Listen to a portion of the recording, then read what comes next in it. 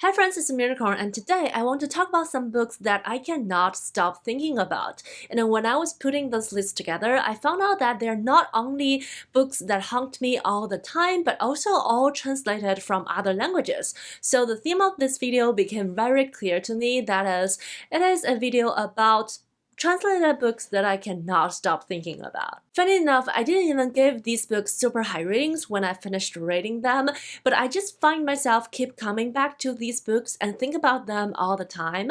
Actually, I think this is one of the best relationships that we can have with books as readers, because we all enjoy the feeling of like bringing a book in your head and keep discovering new feelings and things with the books. And personally, I just enjoy this feeling so much, and today I want to talk about these books. Firstly, I want to talk about a book that I read in the beginning of this year. It is The Diary of a Void by Yagi and Emi, and it is translated from Japanese by David Boyd and Lucy North. This is a very short novel set in Tokyo and centered around a woman who is working in a very typical workplace in Japan. However, because she's a woman, so she's expected by her male colleagues to do a lot of office chores and was not respected for her time. For example, she's asked to serve coffee to everyone in meetings and cleaning up after a gathering in the office setting. So one day she decided to not doing that anymore, and to achieve that, she actually announced that she's pregnant, only that she is not pregnant. So in this book, the storyline follows her for 9 months, and each week describing her new activities and discoveries, and the hawks became very absorbing, and one day the line between her life and reality and this fake pregnancy became very blurry. I remember I had such strong urge to talk about this book with other people after I read it, and I still have this urge to discuss it nowadays. It's not only because this book put the daily sexism that women facing in workplace in front of our eyes, and also not only because it shows you how the work situation can make people feel so isolated if you let yourself consumed by work, and still not only because all the bizarre things that we discovered alongside with this fake pregnancy, but it is because the speculative writing in this book is just so wonderfully done. The story development alters the reality in front of our eyes without us realizing it, at least without me realizing it, and all of a sudden you found yourself in a very surreal setting and you didn't even know where you get it. All of those is very mind-blowing for me, and it is a book where I feel like I physically felt the power of speculative writing. And the second book here is also translated from Japanese, and it is called There's No Such Things as an Easy Job by Tsumura Kikuko and translated by Polly Barton. And again, our protagonist here is a young woman who works. After she suffered from a burnout from her previous job, she decided to take on a series of unassuming and easy part-time jobs. So she went to a employment agency and looked for a job that is close to her home, require no reading, no writing, and very little thinking. So we follow her moving from one job to another, and in each position she uncovers some unexpected challenges and complexities. Hence the title of the book, There's No Such Thing as an Easy Job. The reason why I kept thinking about this book is actually a little bit bittersweet.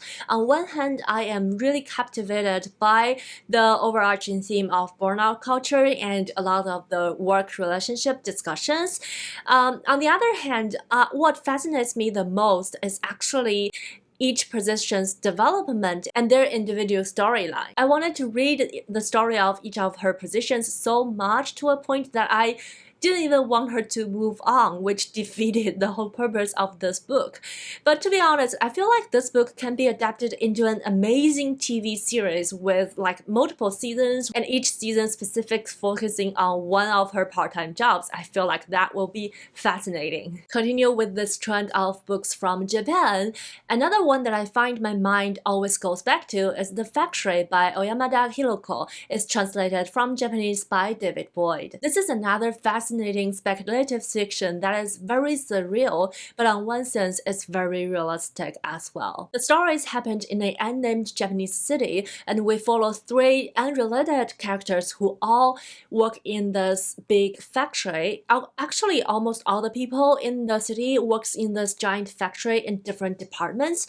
The factory has its own logic and momentum, and eventually the factory expanded and took over everything in the city, so we couldn't tell where does the factory end and the real world begin. I found the setting fascinating and also, in some sense, very realistic because cities or villages like this exist in quite some countries where the local economy is relying on one dominant company or just a handful of them. And those companies build microcosm of society by their own and completing with their own restaurants, shopping malls, and other supporting facilities. What I like about this book is it portrays the numbing effect of working and living and breathing in the same place for an extended period of time, all through the lens of surreal speculative writing. And when I think about this book, I can't help but think beyond the one factory settings in this book, and realizing this particular setting in this book is actually a metaphor for us who is trapped in a work routine or a culture that is established by capitalism, and we just go day by day without even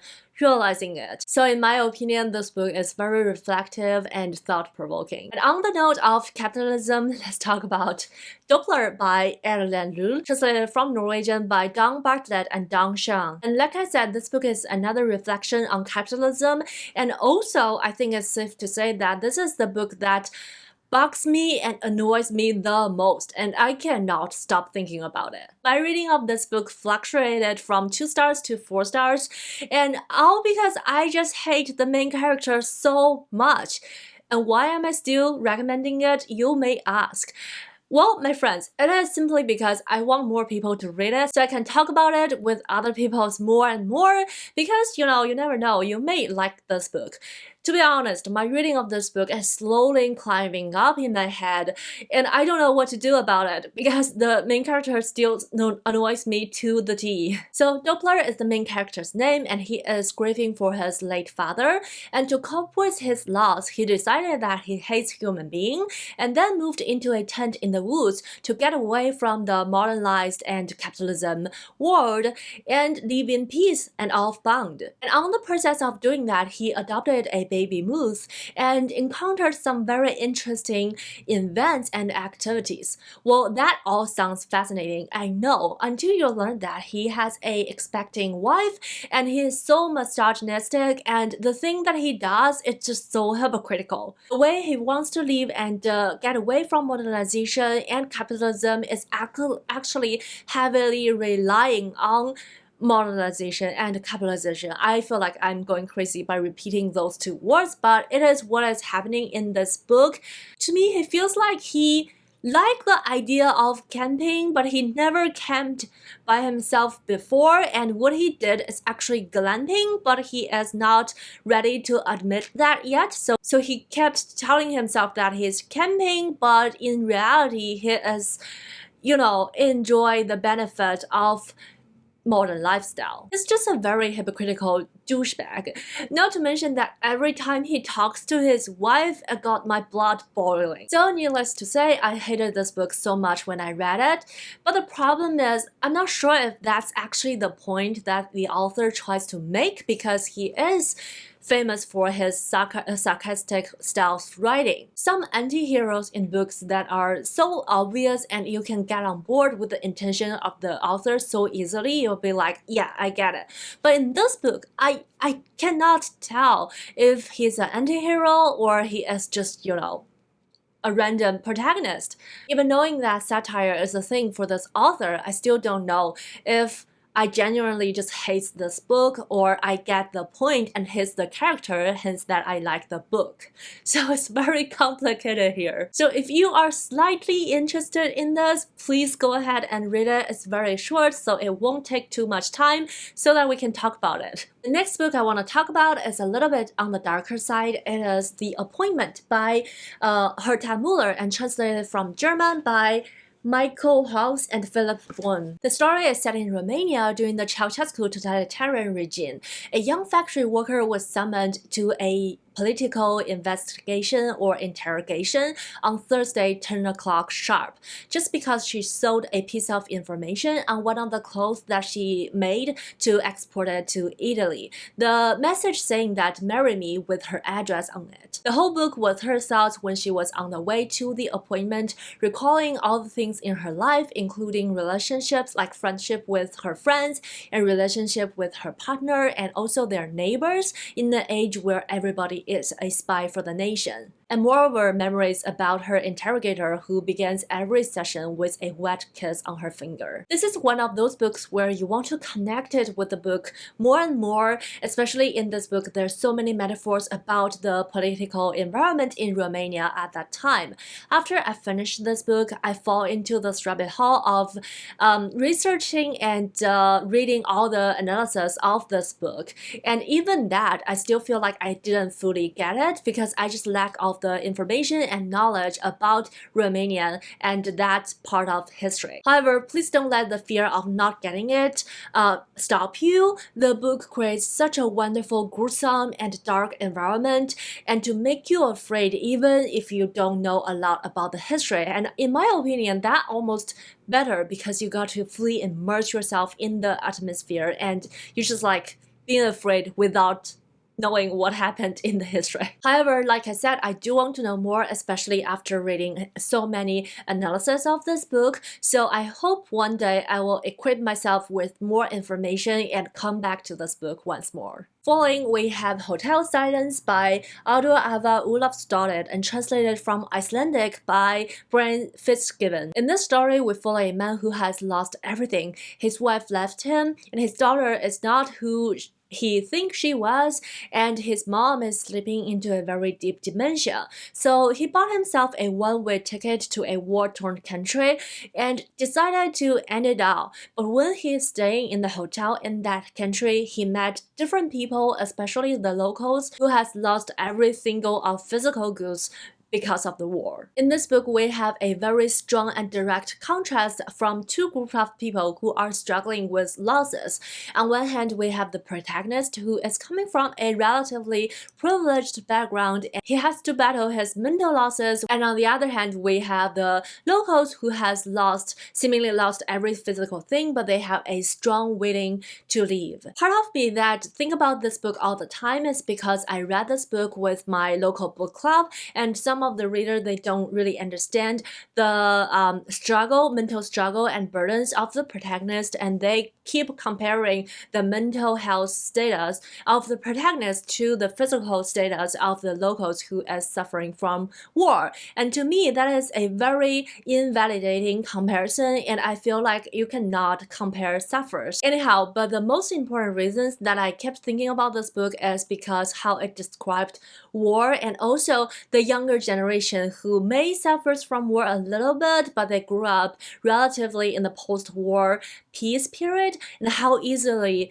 to forget the effect of war and how people are forgetful, and that is actually the reason why war is keeping happening in our world. To me, that this is like the truth that we all need to face and we all need to deal with, and hopefully we can remember that for the longest time to prevent war from happening, which is really sad to say in 2023. The last two books that I want to talk about today are all dealing with aging a little bit, so on some sense they are a little bit similar, however they are quite different on other themes. The first one is The Faster I Walk, the Smaller I Am by Kjersti Annesdatter Skomsvold, and it is translated from Norwegian by Kerri A Pierce. The story was centered around a person who is dealing with social anxiety, so she was never good at dealing with people, and the only achievement that she feels like that she has achieved is her longevity. Everybody she read about in the obituary is dying in a younger age than she is right now. So naturally, she started to be afraid that one day she'll left the world without anybody even knowing her existed. So she decided to go outside of the world and make her marks. This is a very adorable story, and the protagonist is actually extremely unforgettable, although that she felt felt like no one remembers her. Witnessing her combat her social anxiety and loneliness, and also looking at this ever-changing world through her eyes can be heartbreaking at times. For some reason, it's also very peaceful, and learning her background through recollecting all her memories, we gain an understanding of why she is afraid of both life and death. And I especially like to read the memories she had between her husband and her, and it's very sweet but poignant. And from a mental health perspective, the story serves as a reminder that similar very little and small struggles in life can carry very heavy and profound weight. And the last book I want to talk about today is one that I finished recently. It is ELENA Knows by Argentine author Claudia Piñeiro and translated by Frances Riddle. In this story, we follow an elderly woman called ELENA whose daughter just died in a local church, and the police said that this is a suicide, so they closed the case. However, ELENA knows that this cannot be the truth, so she set on a mission for herself and started her journey to uncover the truth behind the death. However, because of her Parkinson's disease, she has to navigate her illness by taking the pills in very specific time and controlling her energies to move her body. This book is only 140-ish pages, but you'll be surprised how many unexpected twists and turns are buried in the story. On the surface, we have this mystery of how the daughter of ELENA died, so naturally, you are curious about it and you want to find out what happened. But it's also so much about chronic disease that ELENA is suffering from and the role of caretakers and also the dynamic of mother and daughter relationship. I extremely liked the plot development in the second half of this book. It's not at all what I have expected, but I loved it so much. And not to mention all the amazing writings and paragraphs about a person who's suffering from Parkinson's disease.